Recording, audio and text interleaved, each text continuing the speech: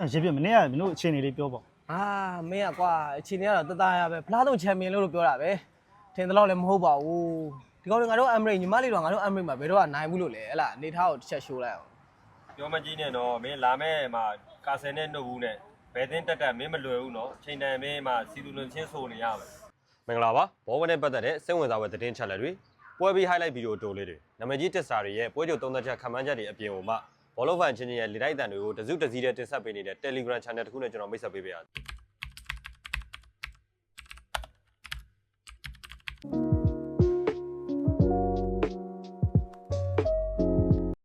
နေထားရှိတိုက်ဒါဘယ်နှခွက်လဲကြည့်ရစီးကြည့်၄ခွက်လေးပါဖြစ်လို့၄ခွက်ဆိုတာနမိတ်ပြနေတာဖလား၄လုံးလမ်းကြောင်းပေါ်မှာပြေးနေတယ်ဆိုတော့နမိတ်ကိုပြနေတာနော်မိတ်ကြိုက်တဲ့ကောင်တက်လာနော်နှုတ်ဘူးဖြစ်ဖြစ်ငှက်ကြဖြစ်ဖြစ်ကြ